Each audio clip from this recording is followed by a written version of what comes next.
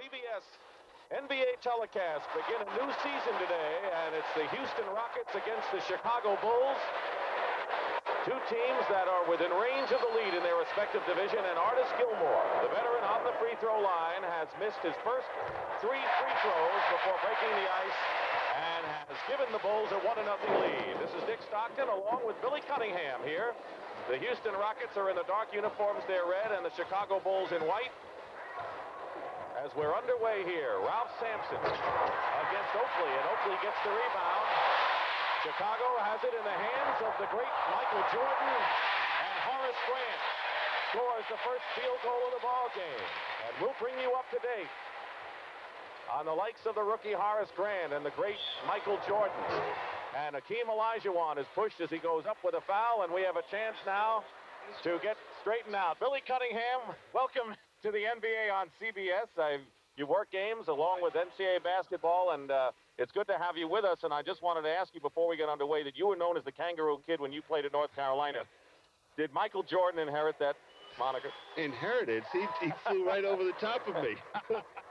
Tell us about this game and the Houston Rockets, a team that always seems to have a cloud over it, and a team that 2 years ago reached the NBA Finals.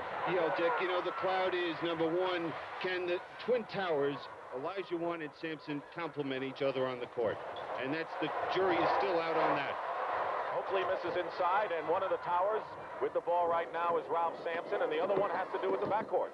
In the backcourt, we see new faces year in and year out at the guard position, and the question is, do they have quality at the guard position? Olajuwon gets inside and scores. And we're tied at 3 in the early going. The Chicago Bulls, it used to be just the Michael Jordan show. I guess pretty much it still is, but he has some support now. Well, he does, with Horace Grant, the rookie, and as well as Scottie Pippen, 2 players I think people really enjoy watching.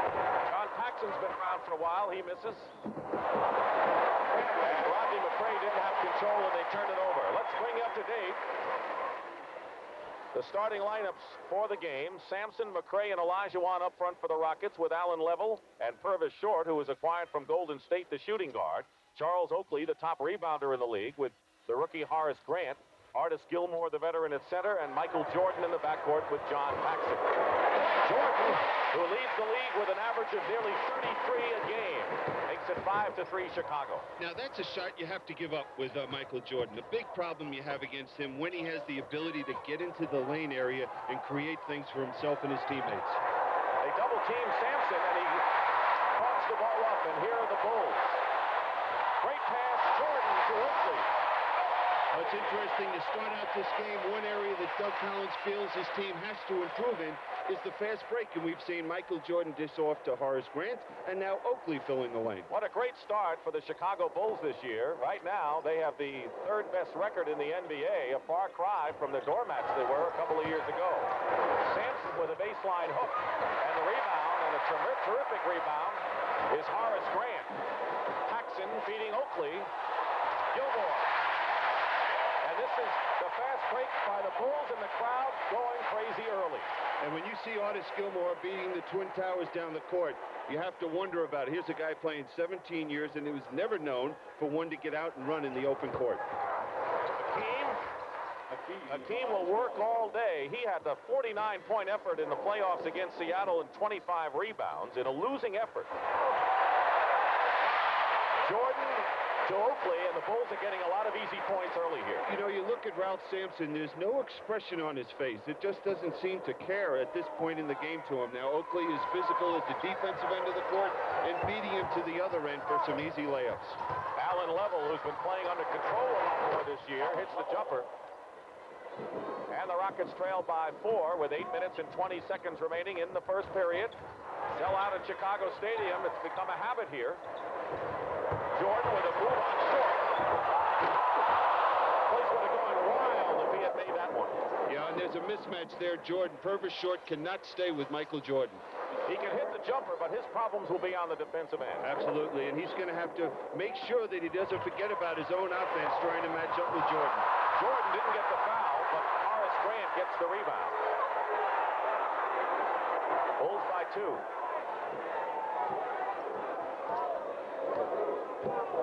Now we see McCray matched up against Jordan. That's a little better matchup for Houston. Oakley, that's not the spot you want him outside, and here comes a 4-on-2 fast break for the Rockets. And Alan Level is fouled. Level is going to lead the fast break for the Houston Rockets. And Bill Fitch, who's in his 18th year coaching this ball club. And Doug Collins in his second season, and a man you played with and coached. Yeah, and he still had the ability to become a decent coach. That's scary. But, you know, that last play we saw, the fast break, Alan Level was a little out of control. He has to have a little more patience to allow his teammates to fill the lanes. That's the job of the lead guard in a breaking situation. Get it to the big people when they fill the lane. Bill Fitch says Alan Level is the best of the league at taking a charge, and he's been playing hurt. He's had a bad hip. The Rockets now have scored 6 in a row after the Bulls countered 6 straight, and we have a tie game. Any way to not stop, but curtail Michael Jordan? No, you have to give up something with him. At one point, though, is Michael is taking over the game a little earlier than he has earlier this year. He's looking for his offense, and I don't know if that'll help or hurt the Chicago Bulls. Level misses. Grant loses the rebound to McCray. And good offense by McCray, who's got that total game. And, of course, his job is to watch Michael Jordan at the other end.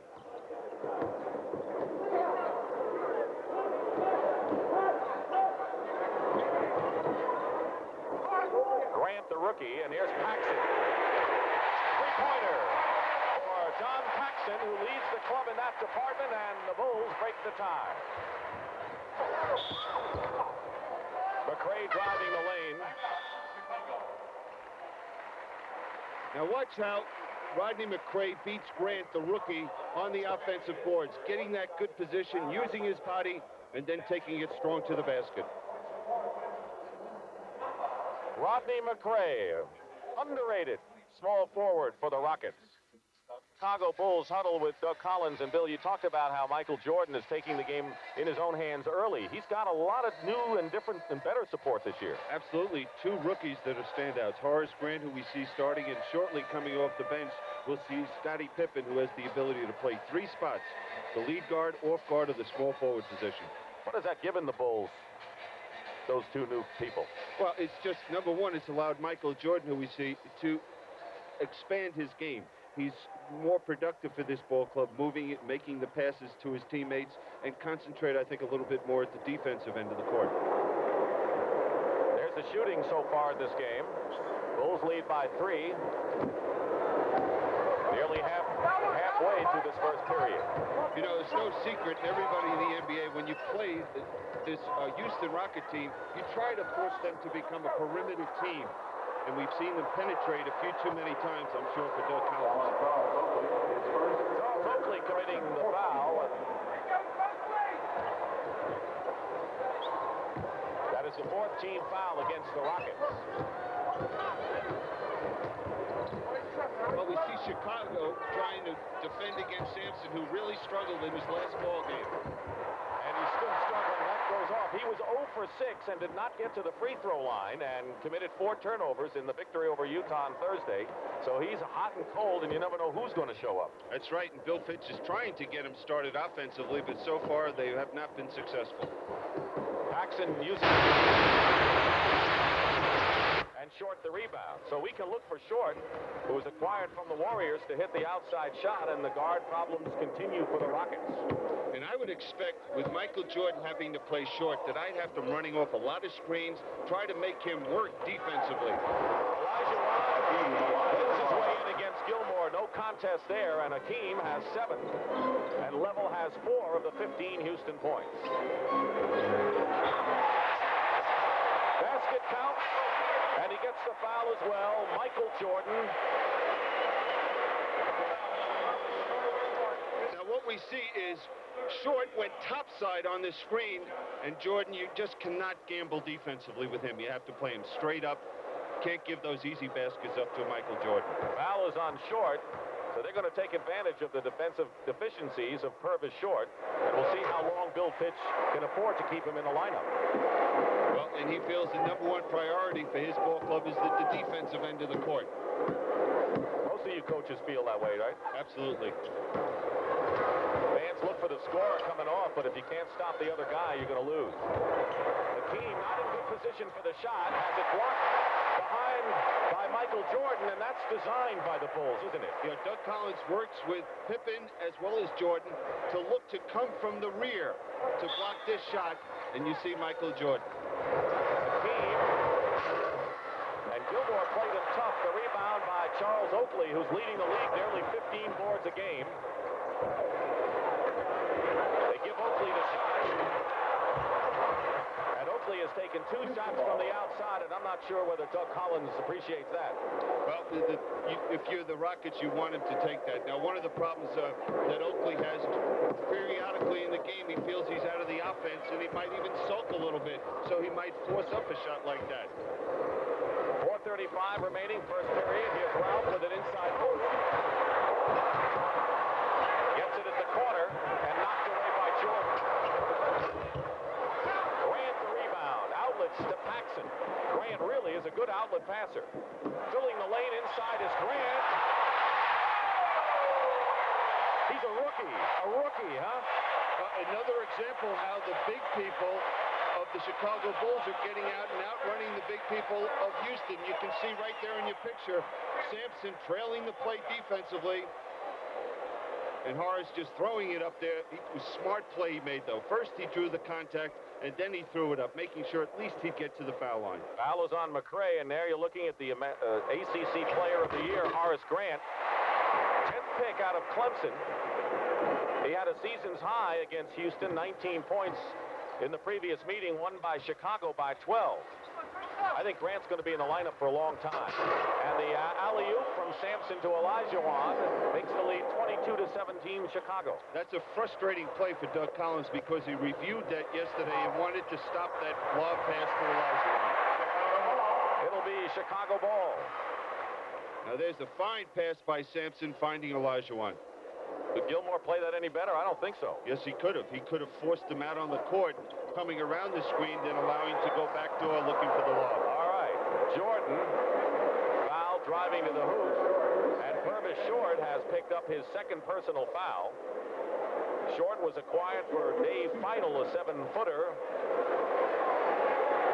And he's got a reputation of being an outside shooter, but the Bulls are aiming at Short. And here's Jordan with his season's numbers. Scottie Pippen, the other rookie, Bill, you talked about, is getting set to come into the ballgame. Now, I want you to watch something here, Dick. Watch Michael Jordan's eyes when he shoots the basketball. You're taught as a shooter to keep your eyes on the target, and that target is the rim. Now, just keep an eye on what he does after he releases the ball. Notice the eyes go right up to the basketball. You don't want to teach that. I don't think Doug Collins wants to mention it to him either. You don't change it, and the shot was perfect, so he made the free throws.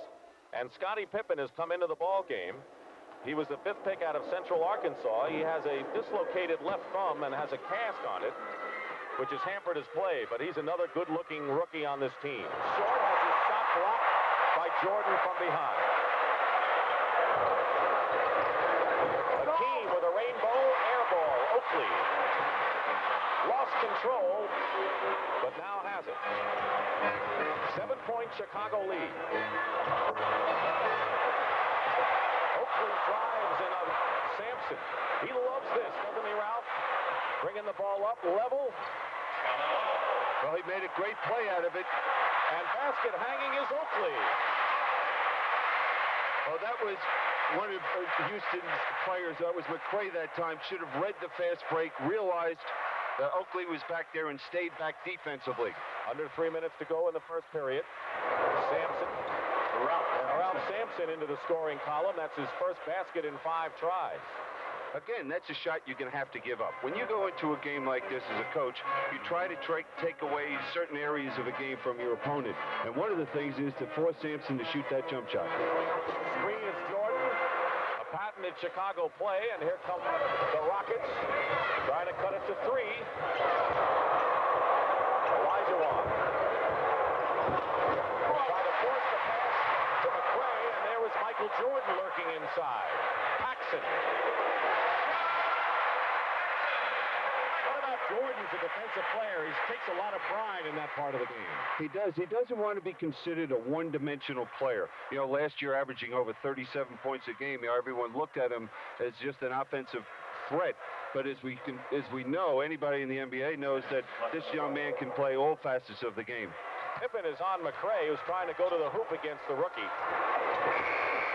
And let's see, the 24-second clock expired, and Scottie Pippen first tried to deny McCray, and then he handled inside. But watch Jordan here. Now watch him trailing out. That's the way you have to play Purvis short. 3 screens he has to go through, and comes from behind with a great block. Olajuwon has 2 personal fouls and a timeout with 1:52 to go in the first. Have a different kind of look atop the NBA right now. Look at the best records in the league. Now, normally it would have been Lakers and Celtics and everyone following behind. But the Lakers are at number 5, tied with Atlanta, and the Bulls have the best record on the road this year. And Doug Collins has had this team a surprise to you that the Bulls have done this. And a surprise to that young man right there, because when you're playing your first 11 out of 17 games on the road, and you have 2 key players, 2 rookies on your squad, you're praying to get back and still have a job, no less to win 8 out of 11 ball games. So, and one of the big keys there, Dick, is it's a great sign of maturity when you see a team that has the ability to go out and win on the road. And if you look in the years past, it's always the Lakers and the Celtics that do a great job on the road. Here's Rory Sparrow, who was acquired from the New York Knicks.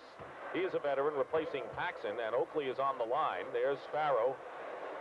The Rockets have come in with some strength up front in Jim Peterson and Robert Reed. Now, the Rockets have had some injury problems this year, and the rebound comes down in the hands of Sparrow, and Reed was one of those players who got off to a late start. Corzine is in the ball game at center for Chicago, and Jordan draws the foul going inside. Robert Reed committing the foul. This is only the 4th game back for Reed, who will also be defending Jordan along with McCray during the ball game. Knee rehabilitation. He missed the first 15 games, and the veteran on this club, he's got the outside shot that could hurt. And the leadership quality. You know, when you look at this Houston team, one thing that stands out, you say, who's the leader on the court? You know, we look at the Bulls. They have the leadership on and off the court from Michael Jordan. You know, Sampson has not stepped forward to this point and taken over the leadership quality. Right now, I'd have to say probably Allen Level is the leader of this ball club and doing a nice job of it. But you'd like to see one of your stars be the leader. Biggest lead of the ball game right now by Chicago, 10 points with 1:35 remaining in the first. McCray with Reed. Sampson playing low post against Oakley, with Olajuwon on the bench with 2 fouls. There's the hook shot, and Bill Fitch will say it's not the case, but I think that Sampson plays a lot differently when he's playing the pivot position with Olajuwon out. He's got more freedom. He can go from box to box, where he's limited to where he shot that last hook shot. There's a smooth shot by Scottie Pippen, who's averaging over 10 points a game. You know, another thing, I just wonder if we all just expect more of Ralph Sampson as a player than there really is. You know, maybe this is Ralph Sampson. He's an outstanding player, but he's not going to be what everybody expected him to be. Level with good penetration.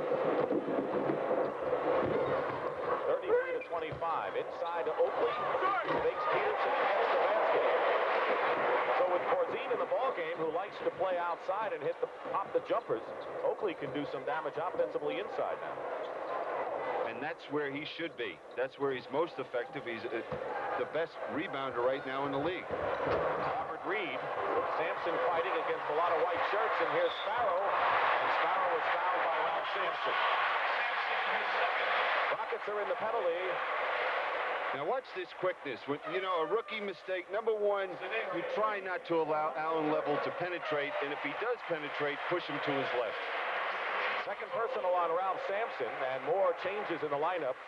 Sedale Threet, former Philadelphia 76er, has come in the game, and he'll team with Sparrow in the backcourt.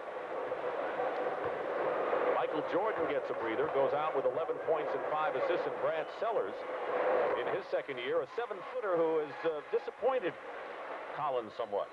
Well, he's 7 feet, but he likes to play like he's 6'4". You know, he likes the perimeter. He likes to finesse the game. He needs to get. Doug would like to see him a little more aggressive inside. And Horace Grant took the starting spot away from him, so we'll see how Sellers responds. And Sellers responded well in the last game. Came out very aggressive and was a big spark for this Bulls game. Farrell causes the turnover, and now the Bulls can play for the last shot. They're leading by 12 and can stretch it to 14. Sedale 3 takes the long shot, and that'll do it as Sampson clears it. But the Chicago Bulls, sparked by Jordan's 11 and Oakley's 9, lead it 37-25, and will return to Chicago after this word from your local station. Second quarter, Dick Stockton and Billy Cunningham, and the story of the game so far, Chicago red hot.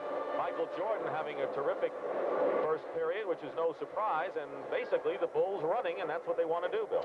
That's what they want to do, and Doug Collins would like to see them do it for 4 periods, but the problem they've had so far in this early season is they'll run for a period, they'll forget about what got them the lead, and they'll end up being a half-court team. You must get easy baskets in this league, and the way you do it is to get out and run. Sampson and Olajuwon each have 2 personal fouls as we start the second period. It's Allen Level in the backcourt, and they've got a big lineup up there with Peterson, Reed, Sampson, and McCray. We'll see a different defensive strategy by the Bulls. With Sparrow and Reed in their defensively in the guard position, they'll pick up, put full court pressure on them, trying to create turnovers. Peterson misses the shot. Reed tries to keep it alive, and he does to McCray. Trapping defense. You can see the double teams. Reed running at Level and misses. And a foul called against the Houston Rockets. The Chicago Bulls are wearing black bands on their jerseys, and that, of course, is in memory of the late Mayor Harold Washington. So this is the version of the trap and quickness on the court, trying to take advantage of people like Peterson and Reed inside. The Chicago version of the alley-oop doesn't work as Pippen and Sellers try to hook up, but it's still Chicago ball. Well, it was interesting how the 2 young players read each other there. Pippen just gave him a little nod, and Sellers went back door and looked for the lob. Now, the thing about that Pippen that I think is that he and Jordan are the only 2 players on this team that can create opportunities for their teammates. 3 misses. Here come the Rockets, who trail by 12 points. Not had any scoring so far with nearly a minute gone in the second period. Hampton over Sellers. Around Sampson now with his 6th point of the ball game. Well, 2 things. Number 1, you want to force Sampson as Olajuwon to the outside to shoot the jump shot. But when they do put it on the floor to the middle, the guard must come down and give the help to the big man. Sellers outside. Fired it up. Here come the Rockets trying to cut it to 8. You're right. It's amazing how more aggressive Sampson is offensively out there now. He's looking for the ball, calling for it. On a turnover, Houston getting back defensively. Sparrow in the corner. And Sellers comes away with the loose ball. It just seems that the fire is in his eyes when he's the low post man and Olajuwon's on the bench. And he also knows that he's not matched up against a physical player like Oakley. Now Sellers, who's a lot thinner and plays a finesse game himself. Pippen with a bank shot. Scottie Pippen from Central Arkansas, and the town is Hamburg, Arkansas. Level with a fancy move down there, and if it weren't for Level, the Rockets wouldn't be running it all themselves. Yeah, and when Doug Collins sees a basket like that, no one getting back defensively after you just score, they'll hear about that at the timeout. Peterson blocked the first shot. Pippen misses the second. Good defense inside by the physical Jim Peterson. And Reed travels, and a timeout. The Bulls were leading by 12 when we started the second period, and the lead is 10 with 9:40 remaining. And now let's see if there is a timeout. There's Hakeem, who has been on the bench since he picked up his 2nd foul, and Bill Fitch is off the bench, so is Doug Collins, and I don't know whether a timeout has been called, and now they say that a timeout has been called. One of the clouds that have been hanging over the head of the Houston Rockets occurred when Bill Fitch in a news conference said that Hakeem Olajuwon had been a victim of bad street talk, and people didn't know what that meant, and it turned out to be a problem internally between Reed and Olajuwon. We'll get into that more in a moment.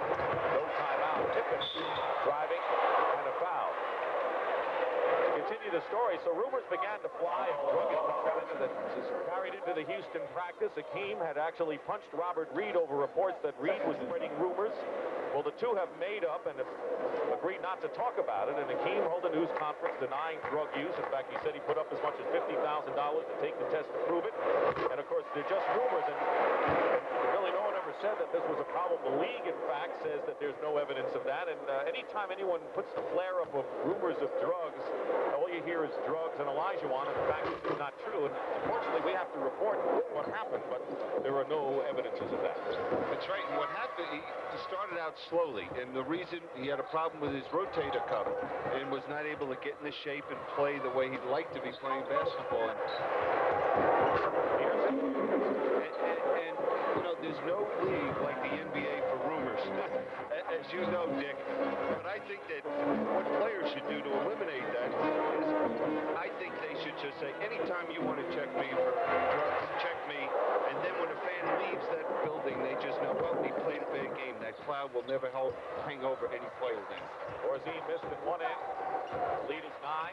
Talk about rumors. If I hear a rumor that they're going to coach again, I'm going to be very upset. Oh, I will too. Sampson is fouled by Pippen, and that may go under the classification of a smart foul because Sampson was going in for an easy 2. Well, we see the pick and roll. Sellers is looking to just give some help here defensively. Fine play by Level. Now, the player that should have been there to help, Scottie Pippen, should have been over there quicker to give the defensive help to his teammate Sellers. Pippen's foul is first, and here is Ralph Sampson. He's healthy this year. His attitude has been better. You know, it's just hard to believe. Just as I commented to start the game, you know, Ralph, there was no emotion on his face. It was just, well, I'm out here. I'm going to run up and down the court. As soon as Olajuwon went to the bench, the life, it was the spark that came into Sampson from that point on. He seems to shy away from the ball when he's playing power forward, but when he's the guy, he wants the ball and is not afraid to go in and block some shots. Defensively, he's really been terrible, according to some of the Houston people. 7-point lead by the Bulls. Their biggest lead was 12, and Pippen misses the drive, and there's Sampson aggressively getting the rebound. Pippen picking up Reed. Pippen has terrific court sense. And what we're seeing is the bench of the Rockets is outperforming the bench of the Bulls. Sampson now in double figures. He and Level lead with 10 apiece, and all this with Hakeem Olajuwon on the bench with 2 personal fouls. And a timeout. Well, the Bulls shot 57% in the first period, and only 1 for 9 here in the second. A lot of that has to do with Houston's defense. When Jordan went out, and that was at the end of the period, the Bulls were leading by 12. Their lead has been cut to 5, and Michael is back in there now. And John Paxson, so the new backboard, as Reed and Sparrow performed for a while and went out of there. Well, Scottie Pippen looked like a rookie out there with his first appearance here on CBS, and I'm sure he was a little nervous. He was forcing things offensively that weren't there. He didn't show great patience. Sellers hitting from outside. Brad Sellers, number 1 pick, who was taken over Johnny Dawkins, a controversial pick in many circles last year by Chicago.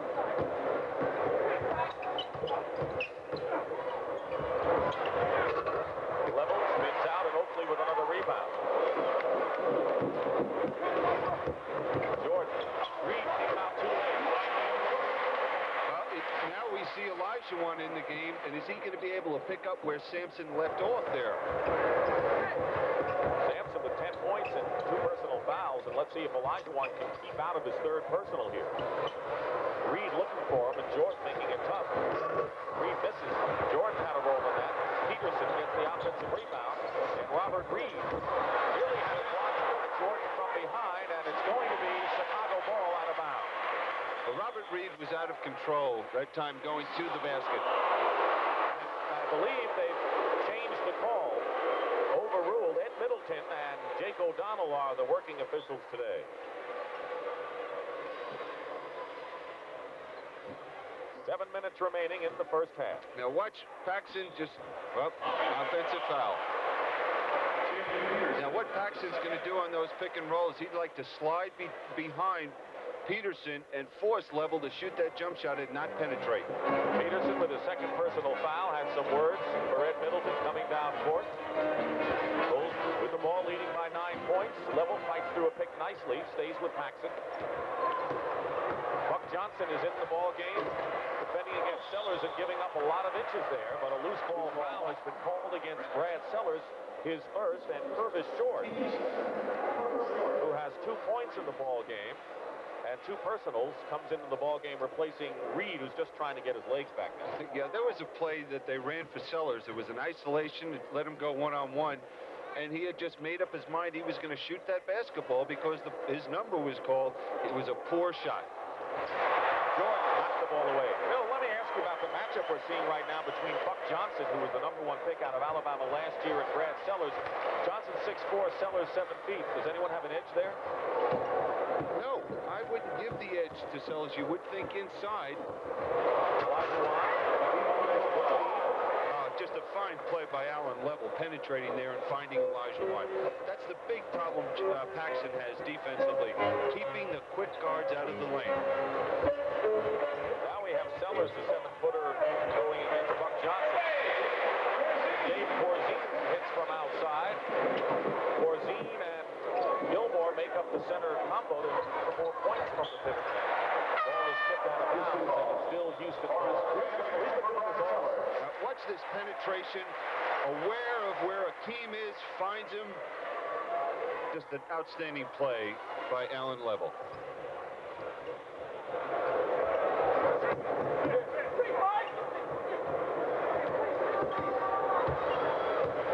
Horace Grant checks into the ball game. Rebound by Oakley. 7 rebounds for Charles Oakley. Paxson lets fly. And Hakeem into the hands of Level. It's a 4-on-4 situation. Peterson over Porzine. And we're going to have a loose ball foul the other way. Loose ball foul, Olajuwon, and that'll be number 3 as Ralph Sampson comes back in the ball game, and already Olajuwon is in foul trouble here in the first half. He's picked 2 fouls up on the offensive boards. That was a cheap one. He should have just gotten a little better position and not have to run into the player and pick up the foul. 9-point lead for Chicago, and Olajuwon stays in the game with Ralph Sampson. So the Towers are in there. By the way, the Bulls have not committed a turnover in this ball game. We've got nearly 5 minutes remaining in the first half.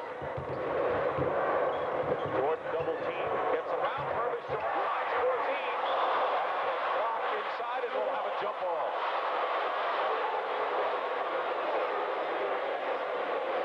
He fought the double team well, but Houston's defense had the answer. Absolutely, and when Jordan penetrates, they have all 5 players in the lane ready to give help. And here we see the great help by Sampson blocking that shot. Porzine and Olajuwon. Johnson, and it's out of bounds. Here's the first turnover. As soon as you say it, Bill, you know what happens. That's like the guys on the foul line. Boy, it's he's made 15 in a row. Guaranteed he's going to miss the next one. Every time. Every time. The Rockets have called a timeout. They've been on an uphill climb against the Collins Bulls all day today. Houston has never had the lead. Chicago had a 12-point goal. 46-37, timeout. Premiere of At the Half. That sounds like it's some primetime show. I can't wait. My goodness. Well, you know, it's only 4:51 away, Bill. So far, and you made the point starting the second quarter that will the Chicago Bulls continue to run, and of course they have enough time, but they scored only 9 points in it. And their second group scored around 4 points in a matter of 7 minutes out there in the court, and that's why Doug Collins had to get Michael Jordan back in the ballgame. Gilmore is back in the ballgame at center for Chicago. Oakley is on Sampson. And the rebound comes into the hands of John Paxson. Interesting how Oakley might be playing Sampson today. Well, right there we saw the difference. When Sellers was playing him, he was right under the hoop with the hook shot. There he was near the foul line trying to go up with the hook shot. Oakley traveled that time. What does Doug Collins want from Oakley when he's guarding Sampson? He wants him to be very physical. He doesn't want to allow Sampson to just come down and get the good position on the court. If he's going down a set of screen, bang him. Speaking of bang him, there's World Free bangs in a 2-pointer.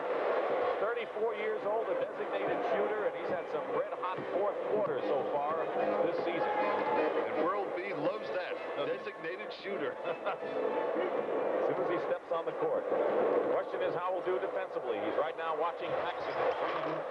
Fires it up. And it's going to be Houston ball. Houston has controlled the boards thus far in the ball game. Olajuwon leads the scorers with 11. Sampson and Level each have 10, and Jordan's 13 top Chicago. 3 off the screen, makes it 2 in a row.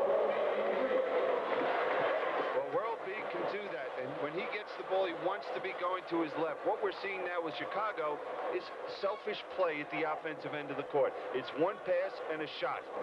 5-point lead, Jordan. This is the reverse layup, and jump ball, and Horace Grant tied up Ralph Sampson, and that shouldn't have happened.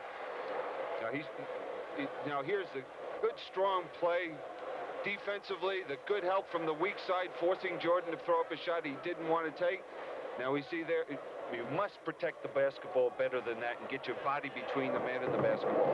Houston can cut the lead to 3 right now. They've never had the lead in this game. Herb is short. That's what they got him for from Golden State, and the Bulls lead is 46-43. Now we see an entirely different look of this Rocket team. Oakley gets inside and is fouled. Oakley came very close to being on the line and being out of bounds, getting the position inside. He'll back you in as far as he can. You really have to hold your ground against a player like Oakley. He's very physical, and if you back down at all from him, he's just going to keep pushing you right out the exit. Foul is on World free.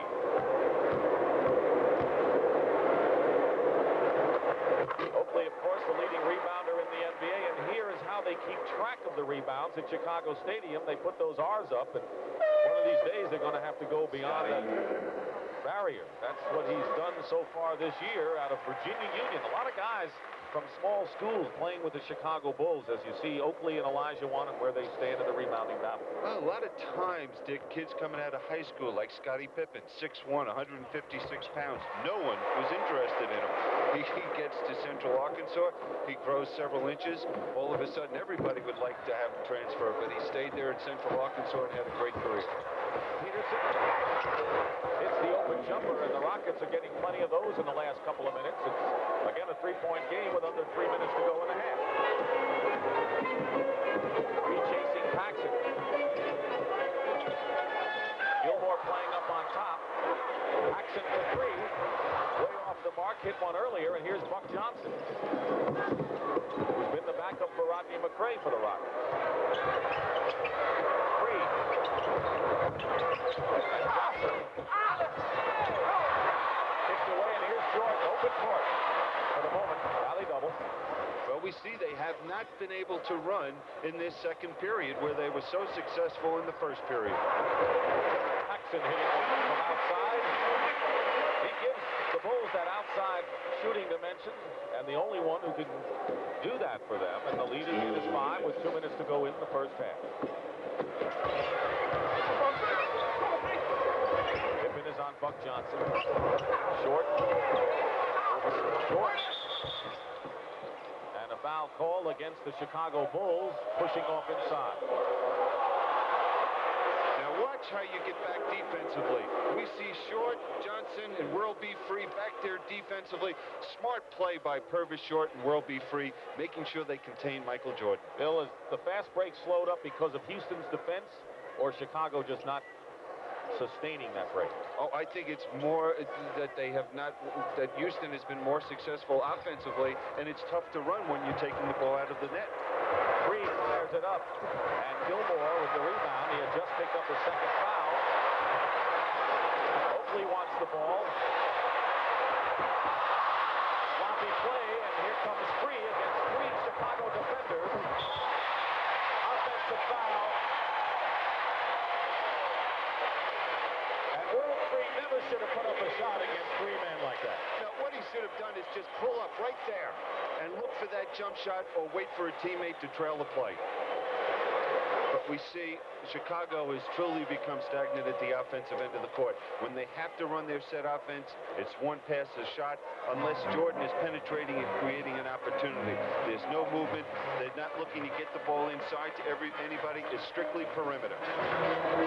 Jordan and Oakley can't save it out of bounds. That was why the Chicago Bulls suffered 3 consecutive losses, because all of a sudden they started to walk the ball off the court. They were 8-1 on the road. That's an incredible number of the first 9 road games. But then all of a sudden they stopped running and they kind of regained it against Milwaukee Thursday. Yeah, and Milwaukee played outstanding, but the thing is, I think they gained a little too much confidence playing on the road, thinking that it would be a laugher coming into this building. Buck Johnson misses the follow-up, and here's Gilmore and Peterson wound up on the floor. This is a physical period of this game. 45 seconds to go. It's 50-47. The Bulls by 3. Gilmore. No foul. And now they call a foul against Chicago. An offensive foul. Loose ball foul. Gilmore for 17 years has been the strongest player in the NBA. If he was a little more aggressive like this, I think people would really back off him even a little bit more. He's too nice of a man, I think, when he steps on the basketball court. He does have a gentle touch. He's a gentle giant, I guess that phrase would fit Artis, who's 7'2". Even with that move, it was a strong move. If he went up and dunked the basketball there, Sampson, any player, would just back off a little bit. But Ralph Sampson has really come on and sparked this team in this second period. 9 points and 5 rebounds in this period alone for Ralph Sampson. So he's come back from that horrendous showing on Thursday against Utah. He makes the free throws. And with 36 seconds to go, the Rockets, who are down by 12, trail by only 1. Jordan goes around short. Tipped up by Oakley. And Oakley with the follow-up. And Charles Oakley has 13 to tie Michael Jordan for the Bulls' scoring lead. And a 20-second timeout has been called by Houston. There are 23 seconds to go in the half, 19 on the 24-second clock. Well, you're looking at Doug Collins in his second year with Chicago, and I don't think there's any question that the Central Division is the power division of the NBA, and all but one of the clubs are off to good starts. But what about Milwaukee and the great job that Del Harris has done replacing Don Nelson, and the work of Jack Sikma, Randy Brewer especially inside for the Bucks? Yeah, and you look at that team, they're without Ricky Pierce, Sidney Moncrief the whole season. Reynolds gets off to a great start at the guard position for him. He's been injured. And so they've done a great job. They've gotten their big people more involved offensively. Now we see Cummings, who played more strong forward last year, moving to the small forward. Sikma just looks like a new kid on, he's just excited. He's playing very aggressively at the strong forward position. And Randy Brewer is just playing outstanding inside. Moncrief is coming back.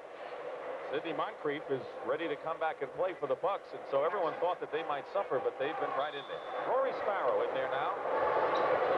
At the half coming up in just a moment. Sparrow, good defensive veteran to have. Late in the game and late in the half. But what they're going to do is spread the court, let Allen Level make the decision. He's going to look to penetrate either for himself or a teammate. He did not have control driving to the basket. 3 seconds to go. Jordan in the crowd tries to get it to Pippen. He scores at the buzzer.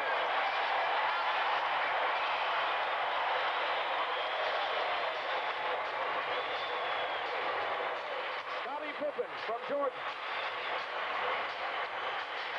There's the outlet pass.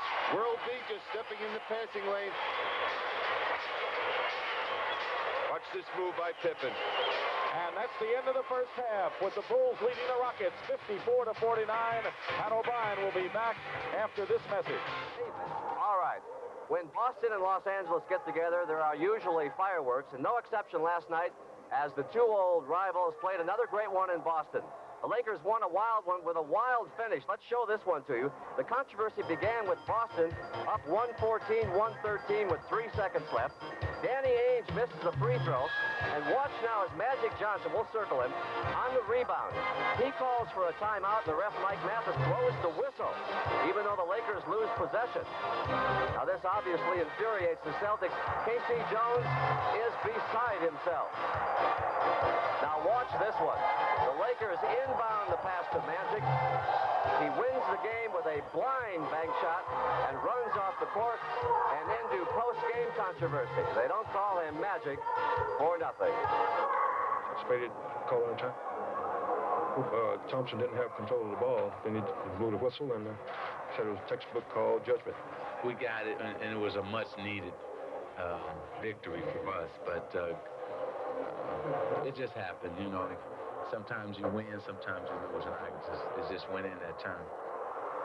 I like how he says that. It just happens. The Lakers are 12-6. Boston has lost 2 in a row now in the Garden. Last time that happened was in April of 1985. When we come back... And on a diplomatic note, since we all have diplomacy on our minds, we give you the only NBA player who might have more than a few contacts in Washington. Cleveland's Chris Dudley, a Yale graduate. Turns out his grandfather, Guilford Dudley, was an ambassador to Denmark. So we decided to gather a summit comment from the rookie. I don't think it was that significant necessarily as far as what they eliminated, but I think they're definitely going in the right direction and moving forward. From our getting a late start department, John Schroeder was drafted by the NBA in the 8th round in 1980. He's finally made it to the big leagues. After 5 seasons in Europe and a couple with the CBA, he's a Milwaukee Buck, a 29-year-old rookie. I catch a lot of razzle and stuff, you know, and just like a rookie, you know, I catch it all.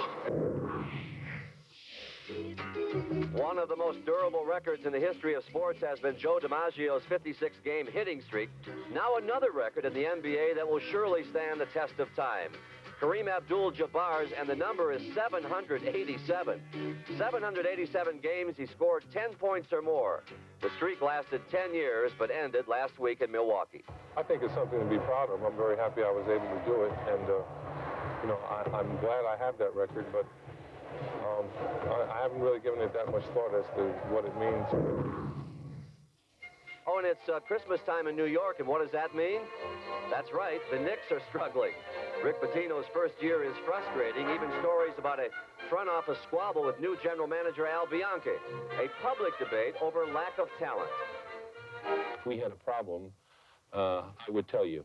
I make no bones about it. But I can tell you that we don't have a problem.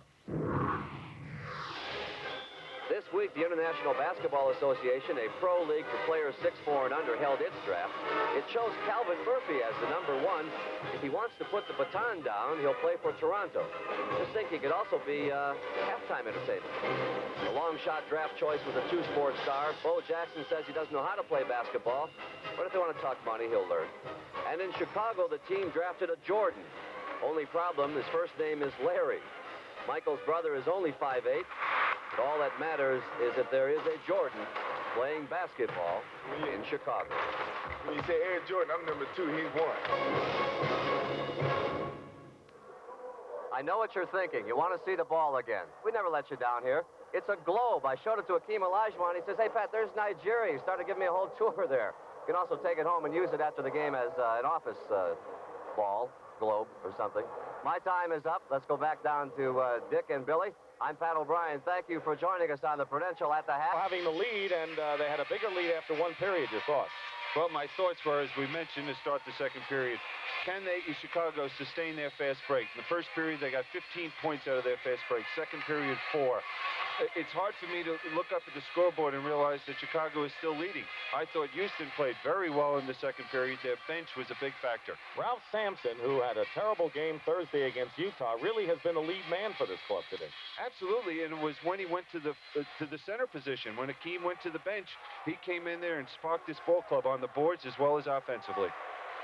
Well, the fast break points, you mentioned only 4 in the second period, but overall the Bulls have 19-10 edge in fast break points.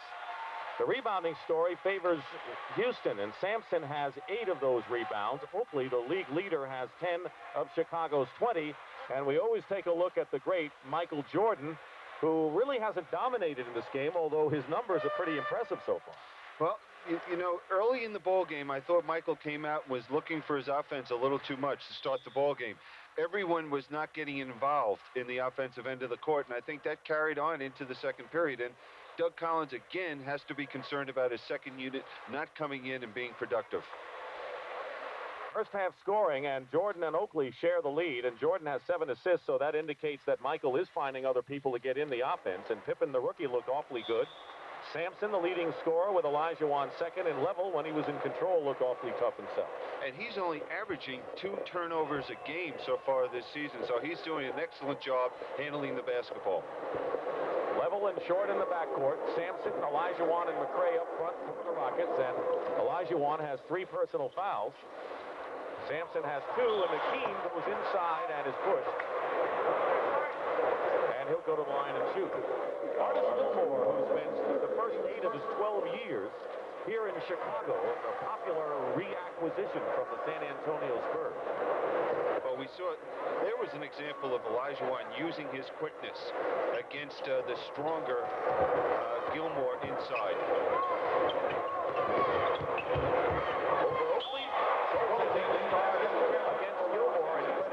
With the basket. He has 16 points in the game and has already surpassed the season's average scoring-wise. Yeah, and you can't be upset if you're Doug Collins with Gilmore getting called for goaltending.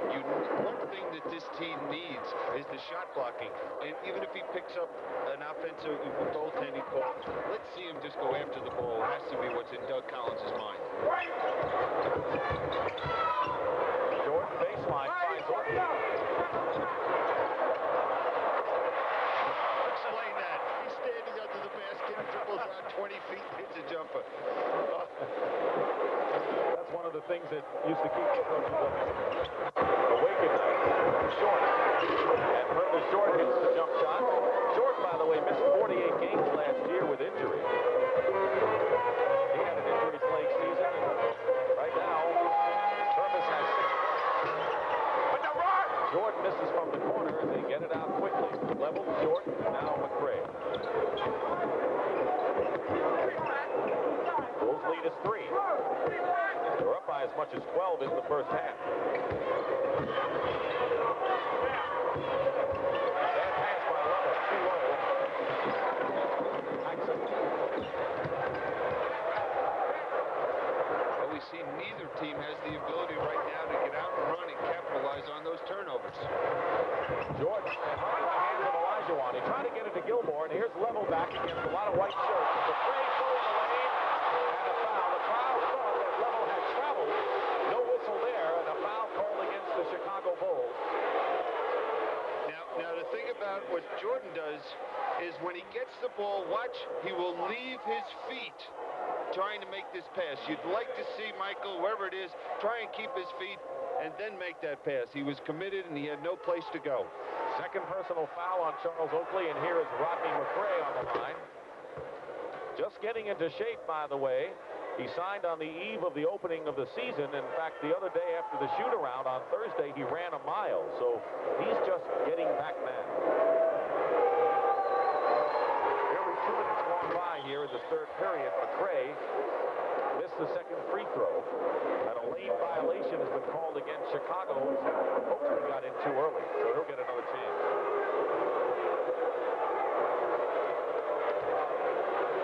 Rockets are 11-7, by the way. 3 games better than their pace of a year ago, and they've come in with a 3-game winning streak. Bill Pitch says, you know, big guys, when they don't win, they look ugly, as opposed to some twin teams, so everyone always thinks something's wrong with them.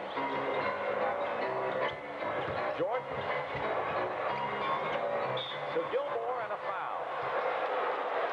Great sense Michael had inside not to challenge Olajuwon. The foul on Olajuwon.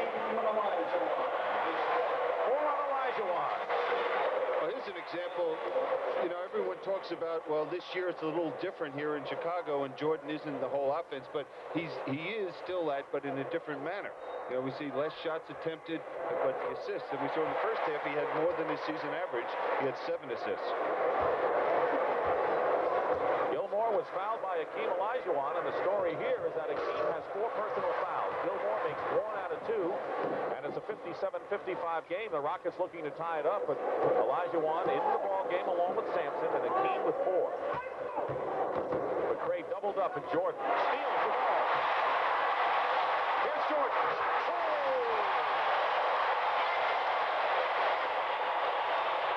Well, the Hakeem was smart not trying to contest that shot because he would have picked up his fifth foul. That's the first one of those we've seen tonight.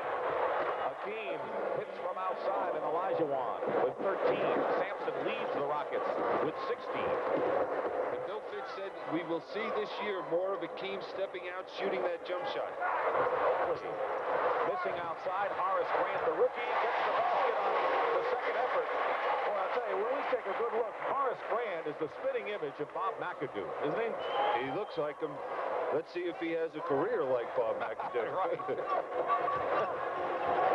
blocked from behind by Jordan. And it's going to be Houston ball. He's frisky right now, Michael Jordan. Now, we talk about his jumping ability, everything else, but his quickness is just phenomenal how quickly he can drive to the basket and make quick moves. Bulls by 4 in the crowd, into the ball game more now. Short. Rainbow shot. Here come the Bulls, 4-on-2 break. Now 5 with Grant. It counts Jordan. It's almost like Michael Jordan said, it's showtime.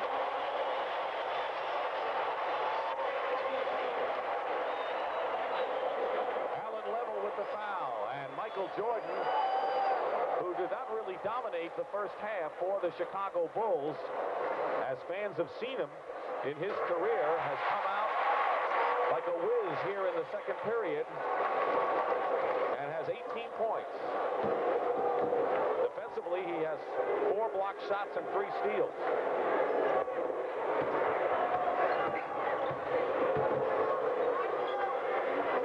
Now we see Houston standing around offensively. Sampson into the hands of Grant. Now 4 minutes gone by in the third period. Oakley stormed to the hoop. Timeout, Houston.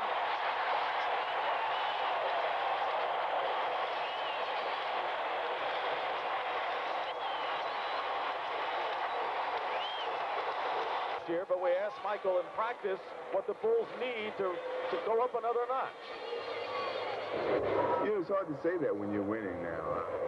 Yeah, I think our bench could be a little bit stronger and more consistent. You know, everybody wants that dominant big man, but it's hard to find that dominant big man out there now. So if we can fulfill the other 4 spots consistently, then I think we still can get over the top. And what has Michael Jordan meant to basketball in Chicago? Look how the attendance, that's the average attendance, has jumped. He was hurt in his second year, but now they sell out, and they're a standing room only in every game here in Chicago. And, of course, he went to the University of North Carolina, Bill, and you know the effects he's had, and you know what kind of a young man he is, better or as well as anyone, I would think. Oh, quite a young man, and it's hard to believe you watch him play out here and the things he's done. That this kid got cut off his high school basketball team as a sophomore. Maybe not the best decision the coach ever made. Maybe his last pertaining to basketball. Bulls have scored 7 in a row in little over a minute, forcing the timeout. It's 7:40 remaining in the third. Olajuwon gets the roll. Don't forget he's playing with 4 personal fouls, and Hakeem now with 15. Sampson leads Houston. Jordan, top man for the Bulls.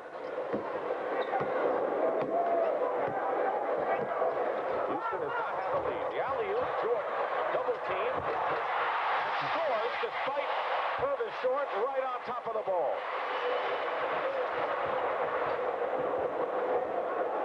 Up to 9 again.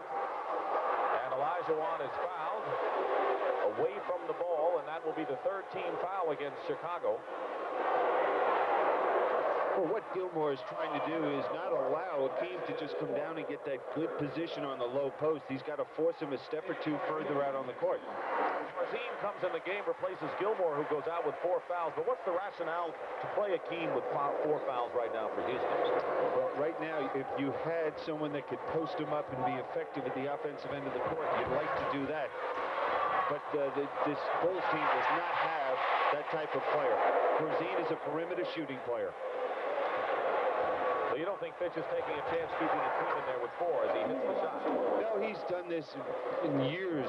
Even when Bill Fitch was at the Boston Celtics, he would play players, during this stage of the game with 4 personal fouls. Inside of Jordan. I wonder if he practiced that play with a shot off of the backboard. Another basket by Michael Jordan, and he's got 22. And the beat goes on, averaging on the year nearly 33 a game. Last year won the scoring title at 37 points. Hakeem. McCray and Grant fighting. Good play by Horace Grant. Paxson, 3-on-1 right now. Chicago. No look pass. And Oakley missed the layup. Jordan had a no-look pass to Oakley, and level comes down. Out of control. And now Hakeem draws the foul. Pinball machine at this end, huh? The one thing Michael Jordan doesn't need is a little luck. And that's what happens right here. It nips off the rim, and he's right back to him. I wonder if he gets an assist on that. Probably gets an assist, a basket, and a raise. World free back in the ball game for Houston. Horace Grant picked up his second foul. The Bulls are within 1 foul of moving into the penalty. Hakeem has struggled at the foul line this year. Last year he shot over 70% from the foul line. This year so far he's about 57%. And the problem they feel is that he had problems with his rotator cuff and he is not able to extend his arm properly, but he says it feels all right now, but it didn't look good on that foul shot. He's now starting to block shots with either hand. Couldn't do it with both hands for a while. Jordan goes baseline against 3 and a foul. Bill, the Rockets taking a chance when they have 3 and short defensively in there. So far they're trying to use the offense from both of these guys to get back closer in this game. Yeah, I wonder at some point, does Bill Fitch try to create a mismatch that Chicago might go to? In other words, suppose he put Michael Jordan, not Michael Jordan, but World B. Free matched up against Horace Grant. Does that mean that Chicago might go to Horace instead of letting Jordan handle the basketball? I mean, I'm sure these things go through Bill Fitch's mind. I wonder if anyone has done that. The guy, that last play, World B. Free was forcing him to his left, to the middle, and he still wasn't able to stop his great quickness going to his right. So Jordan has 24, and Free has 3 personal fouls. And the lead is 10 again. Biggest lead of the ball game for the Bulls was 12 in the first quarter. Here's Free. If he doesn't hit the shot, then he's of no use to the Rockets. Sampson. Free. And World lays it in. Steal by Allen, level at midcourt. That's a poor decision by Grant, because even if he completed the pass to Oakley, what was he going to do with it? Olajuwon inside fighting. And it's still Houston ball as Oakley and Grant fight for it. So we're looking at a couple of frisky rookies in Horace Grant, and Scottie Pippen is not in the lineup right now, who are making rookie mistakes, but you can see that they have the court sense and the ability to really grow and become good. They're active at something so important to a basketball player. They're always around the basketball, both of them. Hakeem setting a screen, but Paxson stays with level. Jordan is not giving Free a chance here. 8 on the shot clock. Hakeem. There's World and gets the rebound.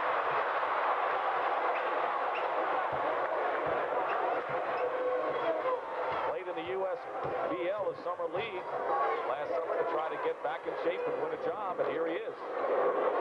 Olajuwon with the jumper, the leading scorer with 19 points for the Rockets. I know Bill Fitch would like to see Hakeem look for that jump shot a little more from the perimeter, but I think it's a little too often. Jordan, red hot, 26 points, 13 here in this third period, so he's exploded here. Winding down to 4 minutes remaining in the third. Jordan accounting for most of the 38, obviously. McCray offensive foul, though, first. He pushed his way in and gives it up on the turnover, so it'll be Bulls possession. Good defense by Grant. Moved his feet, beating McCray to the spot. But Collins wanted his team to come out strong and beat Houston. Last year, the Rockets beat the Bulls twice. twice. He's looking for the season sweep here. Corzine, that's what he does best. 10-point lead again.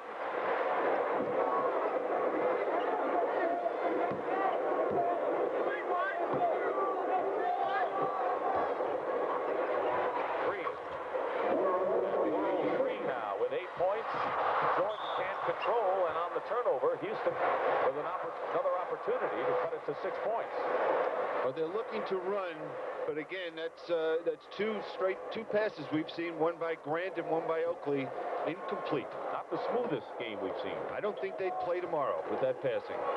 Free has the shot blocked by Jordan out of bounds. 5 block shots by Michael Jordan, if you're wondering about this man's defensive abilities.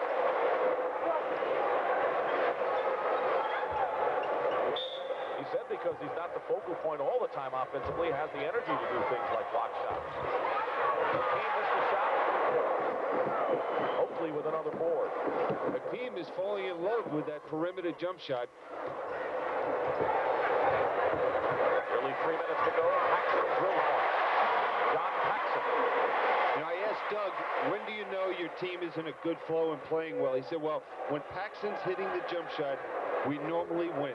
He says if he misses 10 in a row, I still want him to shoot. Well, that's where the coach has got to keep that confidence in the player, because it's such a head game that you can lose that confidence. You need that coach's support.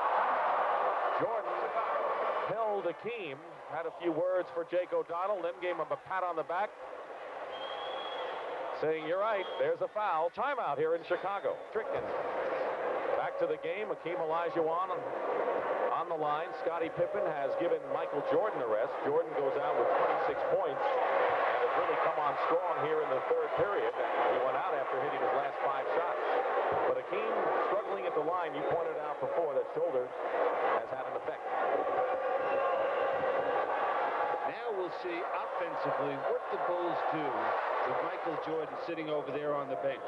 Are they going to be able to keep this rhythm and flow that they have going, or are they going to come to a screeching halt? Last time they came to a screeching halt. Steal by World Free.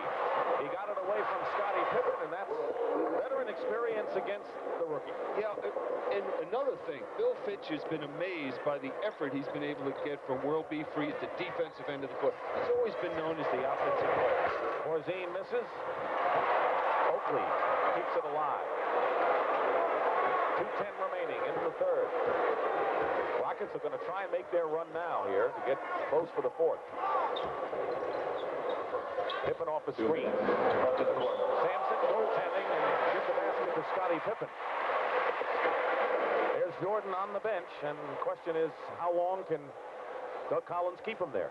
Well, we know when Jordan comes in, especially in the fourth period, we'll see a little different offensive set that these Bulls will run, trying to really get him involved offensively.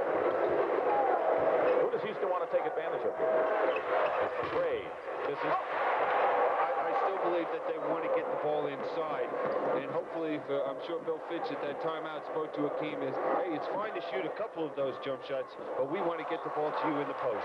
Turn the ball over as Pippen's pass to Oakley was low and out of bounds, and there's Bill Fitch, who he really deserves that Captain Video reputation. Awake all night after every game looking at videotapes at 5 in the morning. I know you never do. That's why I'm sitting over here with you. Sampson wheels in the hook, and the foul. Ralph Sampson, who had scored only 2 points in the third period before that bucket, and the foul is on Oakley. That's 3 on Charles. Buck Johnson comes back in the ballgame for Houston, and McCray goes out. So what are they going to get from Buck as McCray gets a breather? Well, he's a player that Bill Fitch feels is going to be a real factor for this team by February. Right now, he's learning to play with facing the basket. In college and his early pro career, he's been a player playing with his back to the basket. Fitch says he fills the break better than anyone on the team but Rodney McCray. So we'll see if that gets Houston's running game going. Lead is 6 by the Bulls. Nearly is another steal. Paxson. Out of bounds, Chicago ball. That's touched by Hakeem Olajuwon, and there are a minute and 2 seconds to go in the period on the new clock. Well, that's a shot that the Bulls can get at any time. And you see them standing around a little bit at the offensive end of the court. That's his second three-point shot of the ball game. And the lead is 9 now.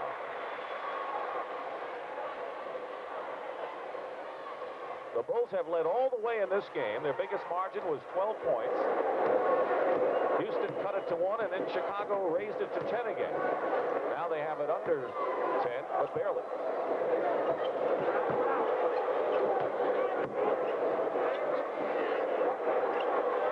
Free. He's made a contribution, 12 points for World Free.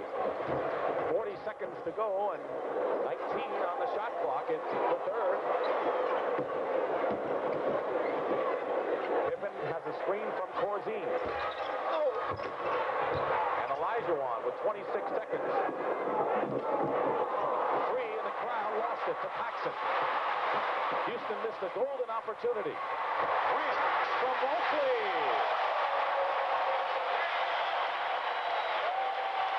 You know, that was a great play, fast break opportunity, but I wonder if Doug Collins wouldn't have liked to see his team pull it back even there and make sure he got the last shot of the period, because now, if the Rockets have the ability to hit the shot, it nullifies that great dunk at the other end. Level gets the 2 and also the foul, and so they'll end up with a net gain if Allen Level can hit the free throw. This is a great fast break. The only question I would have is, were they aware of the 20 some odd seconds that were left in the period, or not? You know, if they were aware of it, I think that, you know, John Paxson would have, to do it again, would have pulled it back. No time showing on the clock, and Allen Level has a free throw, and Jake O'Donnell has gone over to the timer to check to see if indeed there's no time remaining. No question that the big basket had to be Paxson's three-pointer. And the period will end, is over actually, and Level will get the free throw.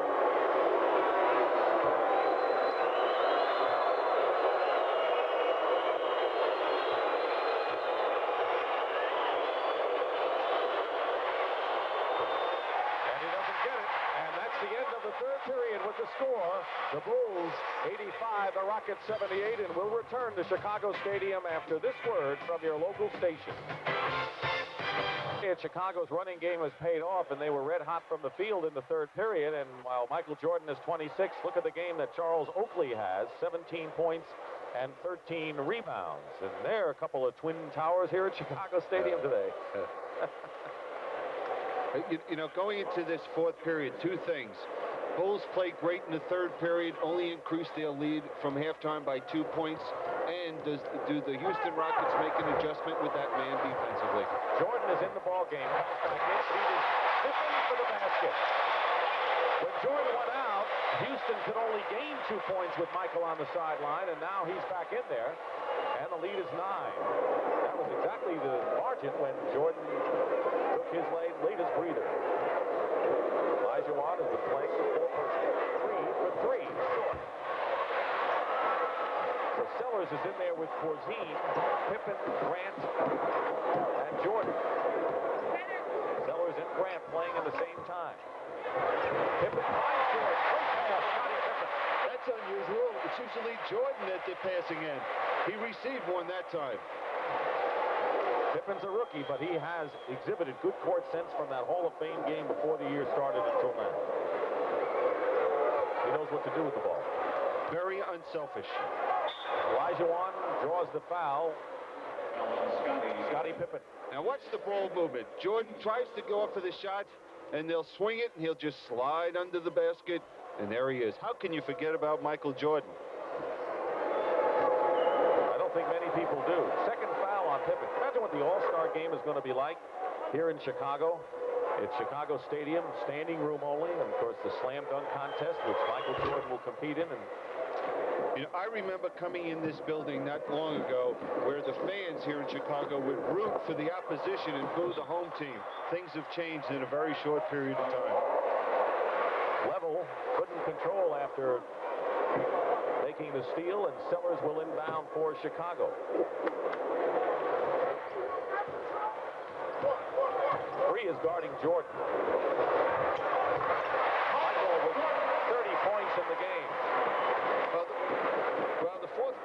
his, and I would have to think that if Bill Fitch and Houston does not make an adjustment defensively against them, either doubling, teaming him as soon as he touches the ball or trying to deny the ball to him, you know, this game is going to be history for them.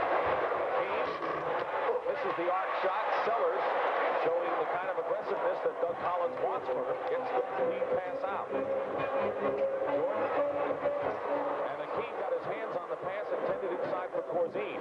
Jordan had the right idea. Filling the lane is Johnson. And that's what we mean about Bill Fitch saying Johnson can fill the lane like Rodney McCray or close to it. Jordan, by the way, has hit his last 7 shots. Grant travels before going up. And Houston on the turnover, trailing by 9. It's almost like they're on a treadmill today, the Houston Rockets. They were down by 12, they got to 1. Then it's been 7 and 9, 7 and 9. And let's see if Bill Fitch's team can really make headway. Let's look at Michael Jordan's breakdown by quarters. The key thing is that he has scored 46% of the Bulls' fourth quarter points this year. So when they need him, he's there. Now, Billy Cunningham asked Doug Collins, who is a pretty good defender in his own right, how he would defend Michael Jordan. Well, Billy, I'm out with a sprained ankle for the game, but seriously, if I had to play Michael Jordan, the one thing I would not want to do is try to promote any kind of challenge with him. The guy thrives on challenges, and I was sort of like, let him quietly get his without getting everybody else all stirred up. When he is challenged, he gets to another level that I've never seen any other player get to. Well, Doug Collins was the same way as Michael Jordan as a player. You know, when there was a challenge, he stepped forward and wanted it. But every great player wants that type of challenge, and he just let a sleeping dog sleep. 9-point lead. Johnson goes up, and the basket counts and a foul. Brad Sellers committing his second personal foul, and once again the Rockets trying to make a run here, trailing by 7, and Johnson going to the line. Now Buck was picked, maybe a surprise choice when everyone expected the Houston Rockets to go with a much-needed guard a couple of years ago. Well, what I'm sure that Houston had to think about was that they wanted to make sure that they got a quality player, and they did not see that quality guard sitting there in the draft, so they went after Johnson. 9.5 remaining. Fourth period. 3 remains on Jordan, one-on-one. Here's Michael trying to pass it, and Buck Johnson's got a hand on it. Level now. Chicago back defensively. They're stopping the break nicely. They find Hakeem. He's doubled. They double 3, and traveling is Cole, and Sherman's defense, and it looks like the Rockets really didn't have much control in that sequence. Didn't have control, but I think the big factor was how aggressive and active the Chicago Bulls were at the defensive end of the court after they doubled down on Hakeem, how aggressive they were rotating. 3 minutes gone by, final period. Bulls lead by 6, 91-85.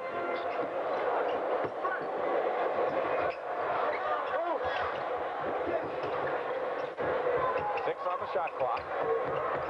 Corzine trying to get it to Oakley, and it's still Chicago ball. 5 seconds on the shot clock. Steve Corzine shaved his beard. He said he wanted to look younger. You got to watch for the lob. They didn't go for it with Jordan under the basket. Free defending and did a terrific job. Sellers loses out of bounds, and again, Bill, you mentioned it earlier, world free, not only giving the outside shot 12 points in the game, but he is playing Jordan as if this is the challenge of his life. You know, it's a shock. I had the opportunity to coach World B, and obviously I didn't do a good job defensively with him, but to see him as active in containing Jordan the last couple times down the court. 7 on the shot clock. Hakeem hits the shot. Hakeem is not going inside offensively at all in this half. He's playing with 4 fouls, but now the lead has been cut to 4, 91-87, and the crowd here getting anxious. And they'll call a foul. Let's see, Olajuwon, and he is slow getting up. And the foul is against Level. That's his second foul, but Hakeem slowly getting up. Well, tomorrow, CBS Sports presents NFL football, and it all begins with the NFL Today. Jimmy the Greek featured in game 1 of the doubleheader, Minnesota against Green Bay. Atlanta against the Rams, Detroit and Tampa Bay, and the Giants in St. Louis. Check your local listings. The Greek is hot. I think he was 4 for 4 last week. That's pretty good. You know, he can't improve upon that, I don't think.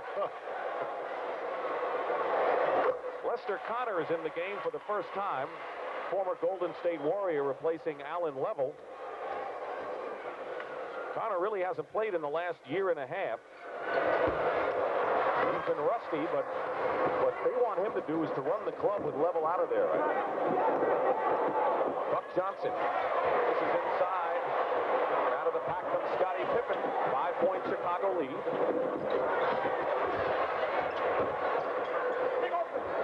Free stays on Jordan. See them standing around waiting for Michael. Jordan, this is inside. The rebound by Buck Johnson. Out to World. Three penetrates. And his foul going in, and a chance for the Rockets to come within 3 points if World Free can hit the free throws. And Scottie Pippen with his 3rd foul. The Bulls with 3 team fouls, and right now Houston with only 1. Tough position for Lester Connor. He's been sitting over there on the bench for about 40 minutes of the game, and now he's asked to come in here and produce. He's cold. He doesn't have a feeling for the game, and it'll be interesting to see how quickly he can warm up. Hakeem is going out of the ball game, and Ralph Sampson comes in, and everyone will always focus on the backcourt shooting of the Houston Rockets. And for good reason. 3 hits 2, and it's 92-89. 7:34 remaining in the 4th period, and the Rockets have hung in there, and they're like glue sticking with the Bulls. They're not letting the Bulls put the game away. Going to a little passing game, trying to get some movement. Got free the first time he's been free in a long while. Has 32 now. Connor with the ball, number 7. When you play Jordan defensively and he doesn't have the ball, you cannot be concentrated on anything else but him. They're giving Connor the shot. Now cuts inside for the return pass, and he loses it. And the Bulls call a timeout. We're at Chicago Stadium for the first game of the year. The NBA on CBS. The Chicago Bulls leading the Houston Rockets. Not much time remaining in the 4th period. On is hurting. He came out of the game after he hit the deck, and he's been flexing that left leg. He has 25 points. And the Rockets are going to need him in the game. Here's what happened, Bill. Yeah, it comes across to block this shot, which he does. But when he comes down, it appears he comes down on Peterson's foot and twists his left ankle. So I would think with Ralph Sampson, who has scored 19 in the game and had 14 at the half, he now has to handle a lot of the burden the way he did in the 2nd period when the Rockets came back and made a run then. And this is nitty-gritty time. They can't afford to make many mistakes. They have to utilize every opportunity at the offensive end of the court and score. Connor is guarding Paxson. Jordan watched by World Free. He has Oakley as a screen. Baseline. What can you do? Well, I think you got to go double team him. I don't think you can just allow World B to be isolated on him. You have to do something defensively to take the ball out of his hands. Peterson finds Buck Johnson. 3 is fouled by Jordan. 3 fouls on Jordan, and the 14th foul on the Bulls. Now here's the good pressure by Free out there on the court. There's the screen. Peterson should have stayed maybe a step longer to give a little bit more help, especially with Oakley out on the court. Why isn't Bill Fitz double-teaming Michael Jordan? It's just his philosophy. You know, he's had success probably doing it in this manner, but I would have thought, you know, at this point of the game, as we put up a graphic on him scoring 46% of the points in the 4th period, and he's on a roll now, you got to do something. World Free has scored 12 points this half. He's been a big plus off the bench for the Rockets. Scottie Pippen tries to get it in. It's blocked. The pass is blocked by Buck Johnson. Here is Free. Jordan got it from behind. Free in trouble and loses it to Pippen. That was Michael Jordan now on the offensive end. Feeds inside to Oakley for the basket. And that was vintage Michael Jordan both ends. Michael Jordan chased World B Free down and flicked that ball loose. And fed Oakley. And it's 98-91. That's a 4-point play. Free bombs away and over the top, turns it over Michael Jordan. Chase him down, flick it loose. And now they go. Okay, and now we're going to see it go in the other direction. An easy 2 for Oakley. Meanwhile, the Rockets have brought in Hakeem Olajuwon and Purvis Short in the game, so the two towers both in the lineup along with Purvis Short. Alan Level also in the ball game, and he's had a good game as a playmaker today. Double team on Jordan. Rebound Short. Right, that time as soon as Jordan put the ball down, Alan Level came over and forced him to pull it back. 5:15 on the clock, fourth period. They have not gotten the ball to Sampson down low. He hasn't taken more than a handful of shots in this period, in this second half. Johnson with a fake on Pippen. And Jordan gets it away from him. He's got Level to beat. And Level made a good play, and now the foul is called against the Rockets. Well, I think they're calling the field goal good because one of the Rockets grabbed a hold of the basket. No, excuse me. One of the Bulls grabbed a hold of the rim, and they're calling a technical foul. And Purvis Short will shoot it. Is Jordan going in, floating? Now let's see who grabs a hold of the rim. Scottie Pippen.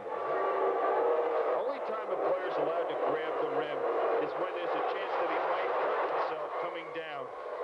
In that case, there was no choice for the official but to call that technical.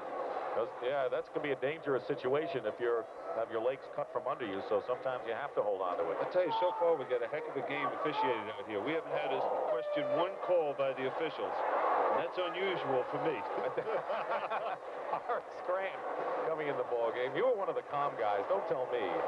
You weren't like some of them. I could have put both children through college with the money I spent on technical fouls. They're going to have a jump ball after the technical foul. Grant will jump against Ralph Sampson. At the conclusion of the game, by the way, Billy and I will select the Miller Lite Player of the Game, and in conjunction with the award, Miller Lite will present a check in the amount of $1,000 to the National Multiple Sclerosis Society in that player's name. What was that all about with Jake and Ed Middleton? Because they weren't sure. It appeared that Houston had possession of the ball. Got the technical, take it back out, and we have it on the side. What's the violation?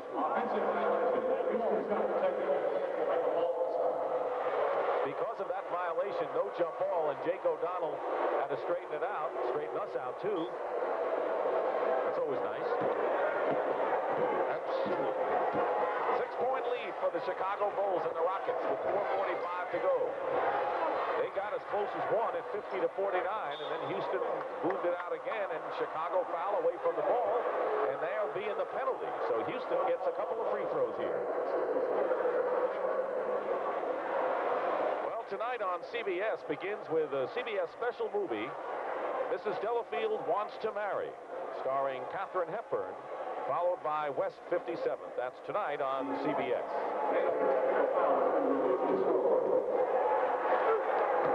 Buck Johnson shooting.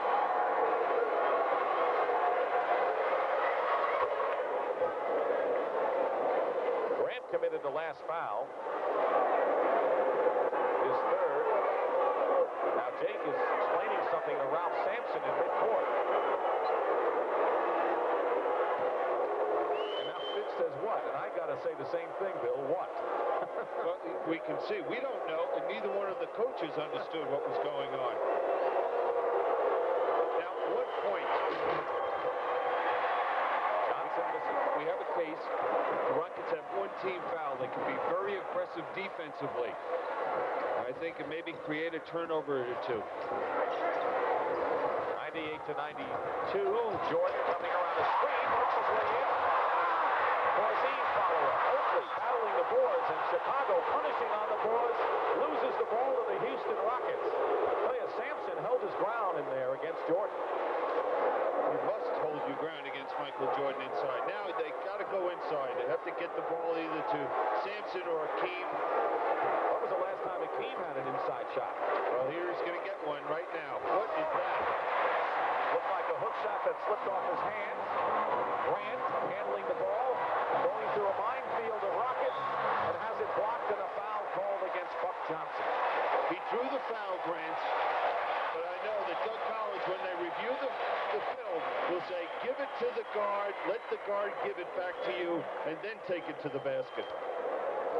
Now with the confusion, Bill, I think we may have it solved. Houston lost a point. They took the technical call away and called it a violation. So that is why they took it out of bounds. Horace Grant, he's got a very impressive brother at the University of Oklahoma, Harvey. Harvey with a good chance of being a #1 pick this year in the draft. This fellow, as we said, looks a lot like young Bob McAdoo, the Atlantic Coast Conference Player of the Year last year. Hits the free throws, and it's 100-92 Chicago. Under 4 minutes remaining.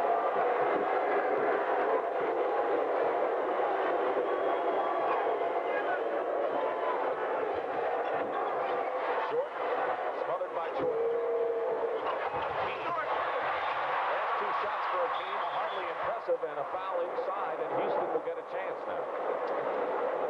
He did not draw iron, backboard, anything on those 2 jump hook shots. Grant has picked up his 4th foul, and the Bulls have been in the penalty, and Ralph Sampson will go to the free throw line. Sampson has 19 points and had 14 at the half, and there is your timeout story. Houston with 2 fouls to give.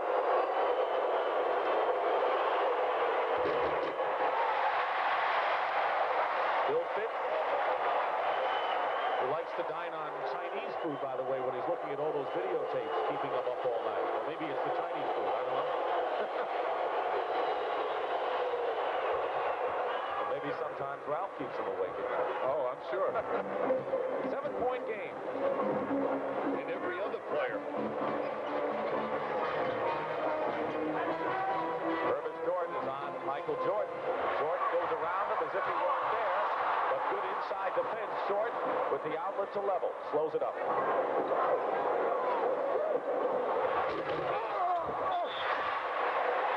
And a loose ball foul call against Houston, and Hakeem Olajuwon just can't do anything on the other end. Now, what happened here? Jordan penetrates too far. We see the excellent help coming from Olajuwon and Sampson and forcing the missed shot. But Hakeem has missed 3 big shots down at the other end, and he's been stuck on 25 for a long while. Winding down to 3 minutes remaining in the game. Corzine setting a screen for Paxson. And it's 9 again, and Houston just can't get within that 9-7 margin. And Chicago is still in control. They've led all the way. Fan meter here in Chicago.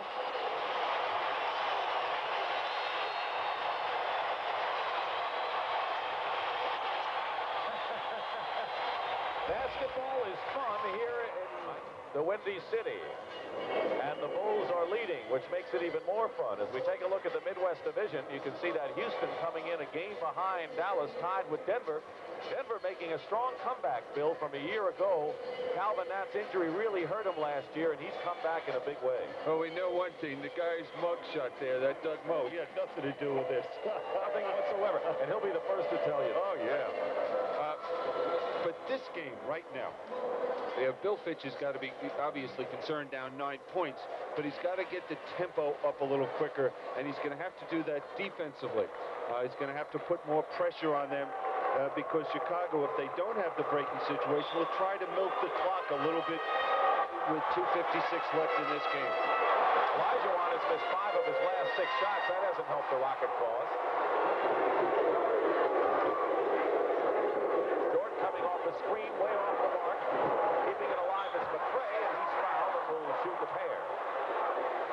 So defensively, when they put the pressure on, and Horace Grant has picked up number 5, Houston is not a pressure kind of team, half court or full court. But I think Allen Level can pick up Paxson if he's going to handle the basketball and put some defensive pressure. Now, what I would expect, though, Chicago to do is to get the ball into Michael Jordan. Let him bring it down and get the offense started. Is that where that 46% of that offense gets in the fourth period? Yeah, and especially now, with 2:41 left in the game, you're going to rely on his decision-making even more.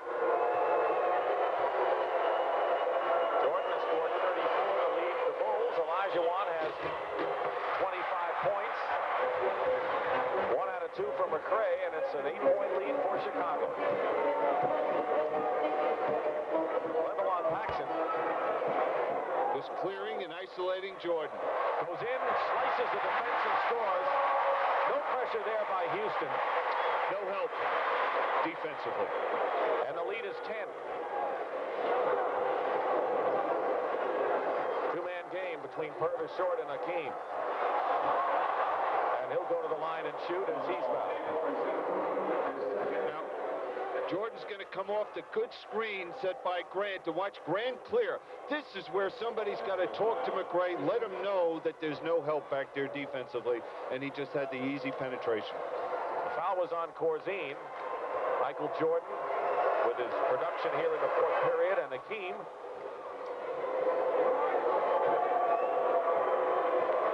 6 of 9 at the line for Olajuwon.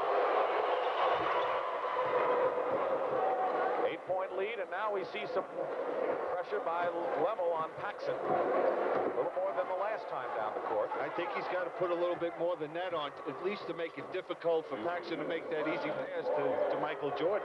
Under 2 minutes to go. Jordan just using the clock. They got 7 on the 24-second. And Michael hits a jumper. 38 points for Michael Jordan, and he has passed his season's average. Rodney McCray played perfect defense against Michael Jordan. Stopped the penetration, forced that jump shot.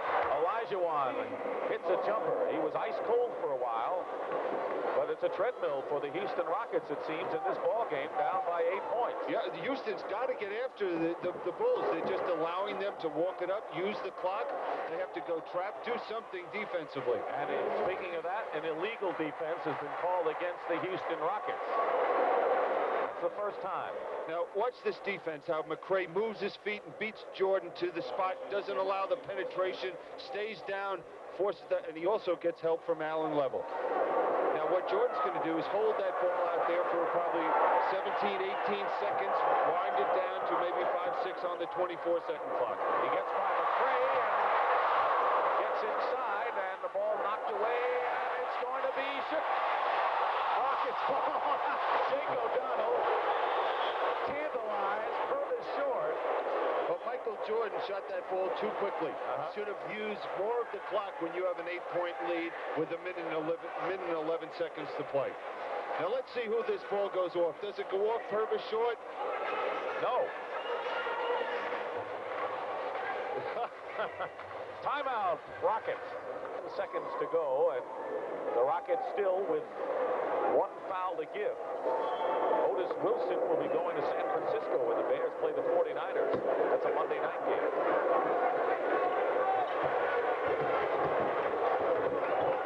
Level goes for 3 and hits it. Allen Level.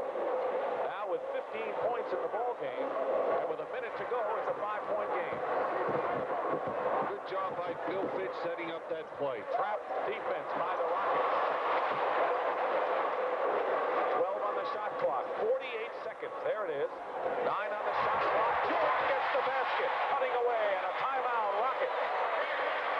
That was one basket that Doug Collins wanted, and Bill Fitch hung his head. That was a big basket for Chicago.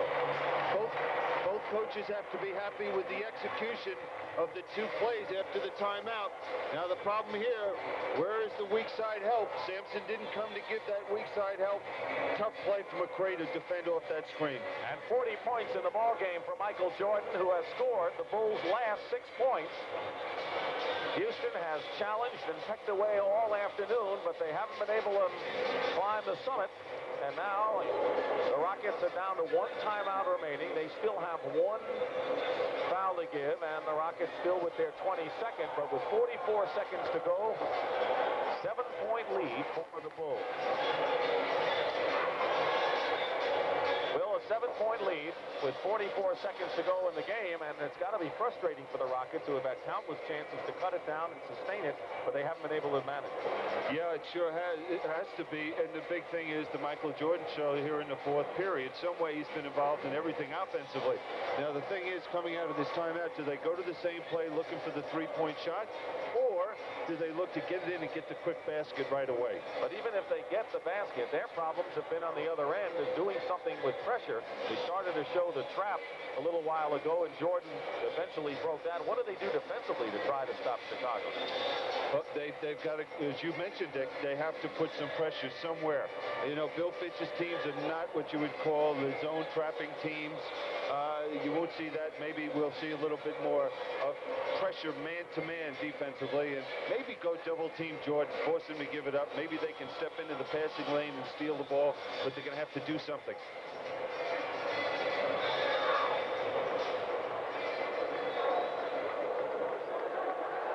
Rockets haven't helped their cause with that kind of shooting, and of course Hakeem Olajuwon at one point missed 5 out of 6.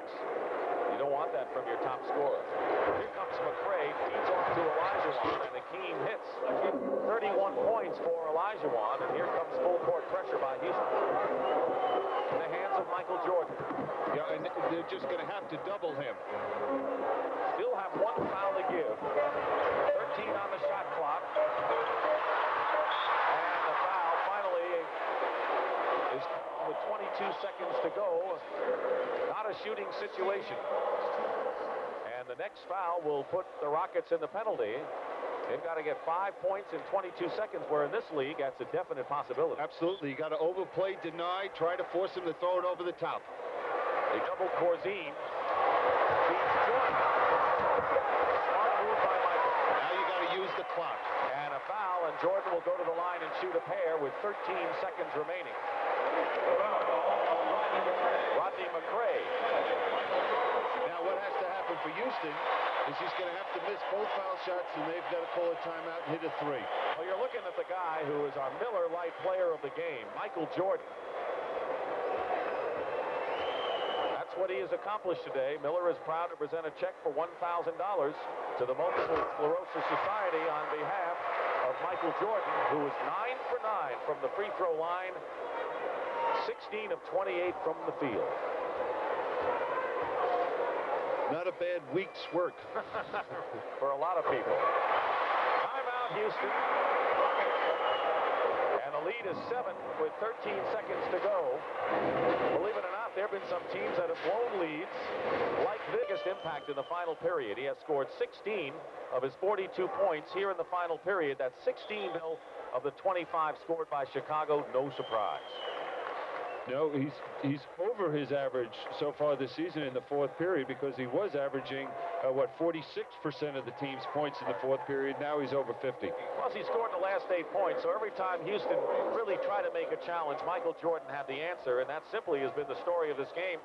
You know, the Rockets haven't played all that badly, and Ralph Sampson had a good game with 20, and Olajuwon had 31 despite a cold spell, and the Towers did their job today. Did their job. They played hard. I thought they did a good job overall defensively. Level misses a 3, and Reed keeps it going. Level again for 3.